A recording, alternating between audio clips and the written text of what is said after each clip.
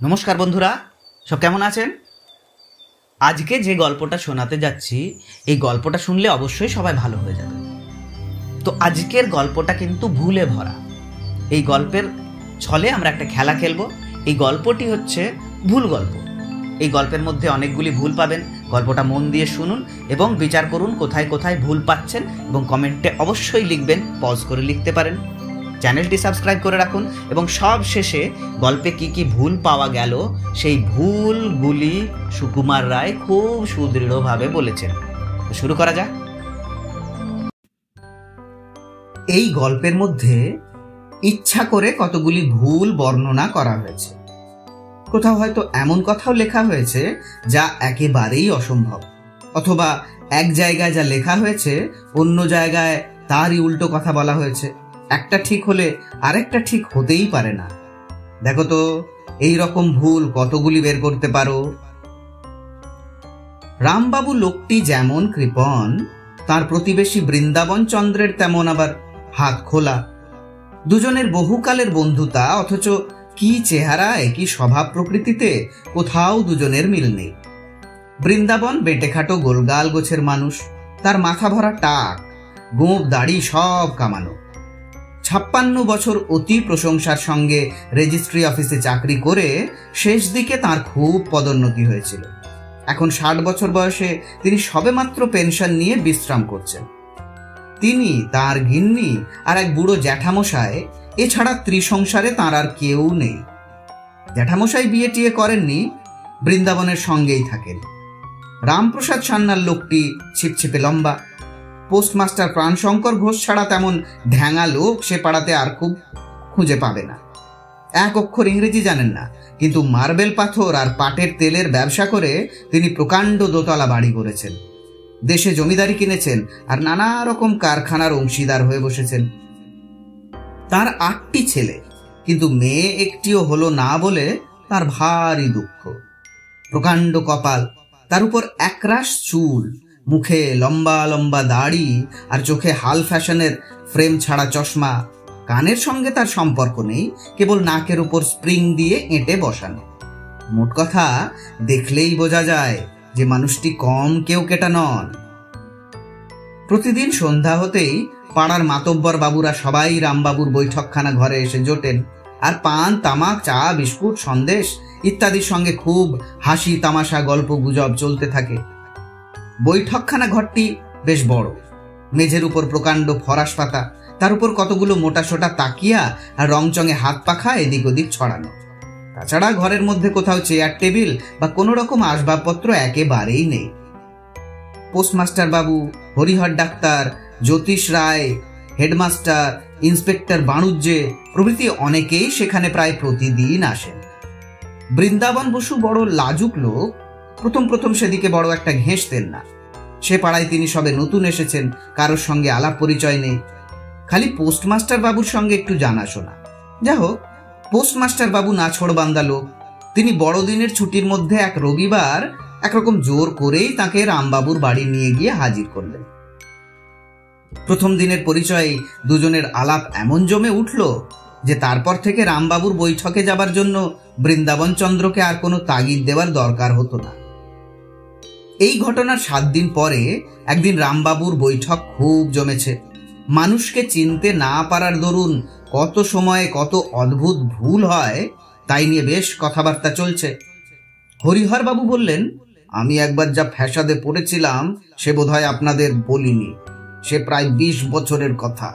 একদিন সন্ধ্যার সময় খাওয়া দাওয়া সেরে একটু শিগগির ঘুমোবো ভাবছি, এমন সময় আমার ডিসপেন্সারির চাকরটা এসে খবর দিল প্রমথবাবু এসেছেন। প্রমথ মিত্রি তখন তার মাথার ব্যারামের জন্য আমাকে দিয়ে চিকিৎসা করাতো। সেদিন কথা ছিল আমি তার জন্য একটা মিক্সচার তৈরি করিয়ে রাখবো, সে সন্ধ্যার সময় সেটা নিয়ে যাবে। তাই চাকর এসে খবর দিতেই আমি ওষুধের শিশিটা তার হাতে দিয়ে সেই সঙ্গে একটা কাগজ লিখে দিলাম, ওষুধটা এখনই 1 দাগ খাবেন। দুর্বল মস্তিষ্কের পক্ষে কোনো রকম মানসিক পরিশ্রম বা উত্তেজনা ভালো নয়, এ কথা সর্বদা মনে রাখবেন, তাহলেই আপনার মাথার ব্যারাম শিগগির সারবে। মিনিট খানেক যেতে না যেতেই চাকরটা ঘুরে এসে খবর দিল যে বাবুটি চিঠি পড়ে বেজায় খাপ্পা হয়েছেন এবং দাওয়াইয়ের শিশিটি ভেঙে আমায় গাল দিতে দিতে প্রস্থান করেছেন। শুনে তো আমার চক্ষু স্থির। যা হোক, ব্যাপারটা পরিষ্কার হতে বেশি দেরি হলো না। একটু সন্ধান করতেই বোঝা গেল যে লোকটি মোটেই প্রমথ মিত্তির নন, আমারই মামা শ্বশুর বাঁশবেড়ের প্রমথ নন্দী। যেরকম বদমেজাজি লোক, সেই রাত্রেই আমায় ছুটতে হলো বুড়োর তোয়াজ করবার জন্য।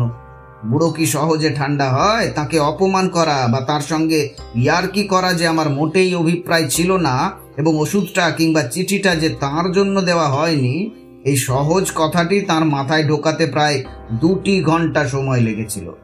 এদিকে বাসায় ফিরে শুনি প্রমথ মিত্তির এসে তার ওষুধ তৈরি না পেয়ে খুব বিরক্ত হয়ে চলে গেছে। পরদিন সকালে আবার তাকে বুঝিয়ে সুঝিয়ে ঠান্ডা করি। এই গল্প শুনে ইন্সপেক্টর বাবু বললেন, আপনার তো মশাই গল্পের উপর দিয়ে গেল। আমার ওই রকম একটা ভুলের দরুন চাকরি নিয়ে টানাটানি পড়েছিল, সেও বহুদিনের কথা। তখন আমি সবেমাত্র পুলিশের চাকরি নিয়েছি। ঘোষপুরের বাজার নিয়ে সে সময় সুদাস মণ্ডলের সঙ্গে রায়বাবুর খুব ঝগড়া চলছে। একদিন বিকেলে খবর পাওয়া গেল আজ সন্ধ্যার পর সুদাস লাঠিয়াল নিয়ে বাজার দখল করতে আসবে। ইন্সপেক্টর যোগিন বাবুর হুকুমে আমি 6 জন কনস্টেবল নিয়ে সন্ধ্যার কাছাকাছি ঘোষপুরে গিয়ে উপস্থিত হলাম। বেশিক্ষণ অপেক্ষা করতে হলো না। সন্ধ্যার একটু পরেই দেখলাম নদীর দিক থেকে কিসের আলো আসছে। মনে হচ্ছে কারা যেন কাঁঠাল তলায় বসে বিশ্রাম করছে। ব্যাপার কি দেখবার জন্য আমি খুব সাবধানে একটা ঝোপের আড়াল পর্যন্ত এগিয়ে গেলাম। গিয়ে দেখি একটা মশালের ঝাপসা আলোয় লাঠি হাতে কয়েকটা লোক বসে আছে, আর এক পালকির আড়ালে 2 জন লোক কথাবার্তা বলছে। কান পেতে শুনলাম। একজন বলল, সুদাসদা, কত দূর এলাম? উত্তর হলো, এই তো ঘোষপুরের বাজার দেখা যাচ্ছে। অমনি আর কথা নেই, আমি জোরে শীষ দিতেই সঙ্গের পুলিশগুলো মারমার করে তেড়ে এসেছে। পুলিশের সাড়া পাবা মাত্র সুদাসের লোকগুলো বাপরে মারে করে কে যে কোথায় সরে পড়লো তা আর ধরতেই পারা গেল না। কিন্তু পালকির কাছে যে 2 লোক ছিল তারা খুব সহজেই ধরা পড়ে গেল। তাদের একজনের বয়স অল্প, চেহারাটা গোয়ার গোবিন্দ গোছের। বুঝলাম এই সুদাস মণ্ডল। সে আমায় তেড়ে কি যেন বলে উঠছিল। আমি ঠিক এক ধমক লাগিয়ে বললাম, হাতে হাতে ধরা পড়েছ বাবু, এখন রোগ করে কোনো লাভ নেই। কিছু বলবার থাকে তো থানায় গিয়ে বলো।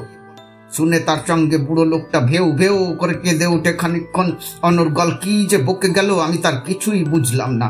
খালি বুঝলাম যে সে আমাকে তার সুদাসদার পরিচয় বোঝাচ্ছে। আমি বললাম, অত পরিচয় শুনবার আমার দরকার নেই, আসল পরিচয়টা আজ ভালো রকমই পেয়েছি। তারপর তাদের হাত কড়া পড়িয়ে মহা ফুর্তিতে তো থানায় এসে হাজির করা গেল। তারপর মশাই যা কাণ্ড! হেড ইন্সপেক্টর যতীন বাবু রাগে আগুনের মতো লাল হয়ে টেবিল থাবড়িয়ে, দোয়াত উল্টিয়ে, কাগজ কলম ছুঁড়ে আমায় খুব সহজেই বুঝিয়ে দিলেন যে আমি একটি আস্ত রকমের হস্তি মূর্খ ও অর্বাচীন পাঁঠা। যে লোকটিকে ধরে এনেছি সে মোটেই সুদাস মণ্ডল নয়, তার নাম সুভাষচন্দ্র বোস। সে যতীন বাবুরই জামাই, সঙ্গে লোকটি তার ঠাকুরদার আমলের চাকর। যতীন বাবুর কাছেই তারা আসছিল। আমার বুদ্ধিটা হাঁ করা বোয়াল মাছের মতো না হলে আমি সুভাষ শুনতে কখনোই সুদাস শুনতাম না, ইত্যাদি। অনেক কষ্টে, অনেক খোঁচামুদি করে, অনেক হাতে পায়ে ধরে সে যাত্রায় চাকরিটা বজায় রাখতে হয়েছিল। ইন্সপেক্টরের গল্প শেষ হতেই বৃন্দাবন চন্দ্র টিকি দুলিয়ে বললেন, হে, আপনাদের গল্প শুনে আমারও একটা গল্প মনে পড়ে গেল। সেও ওই রকম উদর বোঝা বুধর ঘাড়ে গোছের গল্প। তবে ভুলটা আমি নিজে করিনি, করেছিল আমার ভাইপো, সেই যে ছোকরাটি এখন মেডিকেল কলেজে পড়ে। একদিন সন্ধ্যায় সময় আমার ঘরের মধ্যে বসে আছি। ঘরেও বাতি জ্বালা হয়নি, বাইরেও বেশ অন্ধকার। খালি সরু নখের মতো একটুখানি চাঁদ সবে মাত্র পূব দিকে উঁকি দিয়েছে। এমন সময় মনে হলো যেন একটা মানুষ দেয়াল বেয়ে বেয়ে বাড়ির ছাদের উপর উঠছে। বৃন্দাবন বাবু সবে এইটুকু বলেছেন, এমন সময় বারান্দায় কে ডাক দিল, বাবু টেলিগ্রাম। রামবাবু তাড়াতাড়ি উঠে গিয়ে টেলিগ্রাম নিয়ে আসলেন। তারপর চোখের চশমাটি কপালে তুলে টেলিগ্রামখানা খুলে পড়তে লাগলেন। পড়তে পড়তে তার চোখ ক্রমেই গোল হয়ে উঠছে দেখে ডাক্তারবাবু জিজ্ঞেস করলেন, কি ব্যাপারখানা কি? রামবাবু ধপাস করে সোফার উপর বসে পড়লেন। এই দেখুন না, দেশ থেকে পরেশ টেলিগ্রাম করেছে, serious accident come home immediately, অর্থাৎ গুরুতর দুর্ঘটনা, শীঘ্র বাড়ি আসুন। রামবাবুর 3 ছেলে কয়দিন হলো পুজোর ছুটিতে দেশে গিয়েছে, আর একটি মামার বাড়িতে আছে, আর বাকি 3টে মায়ের কাছে বাড়িতেই রয়েছে। রামবাবু বললেন, এত লোক থাকতে পরেশ ছোকরাটাকে দিয়েই বা টেলিগ্রাম করাতে গেল কেন? 2 পয়সা খরচ করে বড়রা কেউ কেউ একটু ভালো করে গুছিয়ে টেলিগ্রাম করলেই পারত। এখন কি যে করি? আজ বৃহস্পতিবার, ভালো করে এ সময় রওনাই বা হই কেমন করে, কিছুই তো বুঝতে পারছি না। তিনি চাকরকে ডেকে 3 তলার বড় ঘর থেকে তার কলমটা আনতে বললেন, আর বললেন, একটা টেলিগ্রাম করে দেখা যাক কি জবাব আসে। এই বলে তিনি আবার টেলিগ্রামখানা পড়তে লাগলেন। গল্পগুজব তো চুলোই গেল, সবাই মিলে ভাবতে বসলো এখন কি করা যায়। এমন সময় রামবাবু হঠাৎ বলে উঠলেন, ও কি, এ কার টেলিগ্রাম? এ তো দেখছি রমাপদ সেন লেখা। আমার কি যে চোখ হয়েছে, আমি পড়ছি রমাপ্রসাদ সান্যাল। বলতেই পোস্টমাস্টার প্রিয়শঙ্কর বাবু বলে উঠলেন, হো হো, রমাপদ যে ও পাড়ার গুপি বাবুর ভাই, আমি জানি তার শ্বশুরের নাম পরেশনাথ কি যেন। তখন খুব একটা হাসির ধুম পড়ে গেল। রামবাবু বললেন, দেখলেন মশাই, পিয়ন ব্যাটার কাণ্ড, এক ভুল টেলিগ্রাম দিয়ে আমায় মেরেছিল আর কি। একে বুড়ো বয়স, তাতে আবার জানেন তো আমার হার্টের ব্যারাম আছে। হেডমাস্টার জ্যোতিষবাবু শুনে হেসে বললেন, আপনি আবার এর মধ্যেই বুড়ো হয়ে গেলেন কি করে? রামবাবু বললেন, বিলক্ষণ, এ পাড়ায় আমার মতো বুড়ো আর কটি খুঁজে পান দেখুন তো। এই আষাঢ় মাসে আমি 60-এর কোঠায় পা দিয়েছি। বৃন্দাবন বাবু বললেন, তাহলে আমার জ্যাঠামশাইয়ের কাছে আপনার হার মানতে হলো, তার বয়স 69। ডাক্তারবাবু বললেন, আমারও বড় কম হয়নি, 64 পার হয়ে গিয়েছে, কিন্তু এ পাড়ায় বয়সের জন্য যদি প্রাইজ দিতে হয় তাহলে ভোলানাথের বাপকেই দেওয়া উচিত, তার নাকি এখন 78 বছর চলছে। এরকম বাজে কথা চলছে। এমন সময়ে বড় বড় বারকোষের উপর থালা সাজিয়ে রামবাবু 3টে চাকর খাবার নিয়ে হাজির। কচুরি, নিমকি, সন্দেশ থেকে পিঠে পায়েস পর্যন্ত প্রায় 12-14 রকমের খাবার। ডাক্তার বললেন, বাপরে, এ যে বিরাট আয়োজন, ব্যাপারখানা কি? রামবাবু বললেন, ওই যা, আসল কথাই বলতে ভুলে গেছি। আজ আমার জামাই এসেছেন, তাই বাড়িতে একটু মিষ্টি মুখের আয়োজন করা হয়েছে। ডাক্তারবাবু হেসে বললেন, এ তো বড় গুরুতর কথাই বলতে ভুলে গেলেন, আপনার বয়সটা নিতান্তই বেড়ে গেছে দেখছি। বৃন্দাবন বাবু বললেন, তাও আজকের বৈঠকে অনেক রকমই ভুলের কাণ্ড শুনলাম আর দেখলাম, কিন্তু এ ভুলটি বেশি দূর গড়ায়নি। আসুন এখন ভুলটা সংশোধন করে নেওয়া যাক। ভুলের তালিকা। গোড়াতেই রামবাবুকে কৃপণ বলা হয়েছে, কিন্তু গল্পে তার স্বভাবের যে পরিচয় দেওয়া হয়েছে তা মোটেই কৃপণের মতো নয়। বলা হয়েছে রামবাবু ও বৃন্দাবন বাবুর মধ্যে বহুকালের বন্ধুতা, অথচ পরেই বলা হয়েছে কারো সঙ্গেই বৃন্দাবন বাবুর আলাপ পরিচয় নেই। প্রথমেই বৃন্দাবন বাবুর মাথা ভরা টাক বলা হয়েছে, অথচ তিনি টিকি দুলাচ্ছেন। 4, প্রথমে বলা হয়েছে তার বয়স 60, কিন্তু তিনি চাকরি করেছেন 56 বছর। 5, বলা হয়েছে যে গিন্নি আর জ্যাঠামশাই ছাড়া তার আর কেউ নেই, কিন্তু পরে তার এক ভাইপোকে হাজির করা হয়েছে। 6, প্রথম পোস্টমাস্টারের নাম বলা হয়েছে প্রাণশঙ্কর, পরে লেখা হয়েছে প্রিয়শঙ্কর। 7, রামবাবু ইংরেজি জানেন না, অথচ তিনি চটপট ইংরেজি টেলিগ্রাম পড়ছেন। 8, রামবাবু পাটের তেলের ব্যবসা করেন, কিন্তু এরকম কোনো তেল বা ব্যবসার কথা শোনা যায় না। 9, তাঁর বাড়ি দোতলা বলা হয়েছে, কিন্তু চাকরকে 3 তলায় পাঠানো হয়েছে। 10, রামবাবুর 8টি ছেলে, কিন্তু মাত্র 7টির হিসেব পাওয়া যাচ্ছে। 11, রামবাবুর মেয়ে নাই, কিন্তু তার এক জামাই এসে হাজির।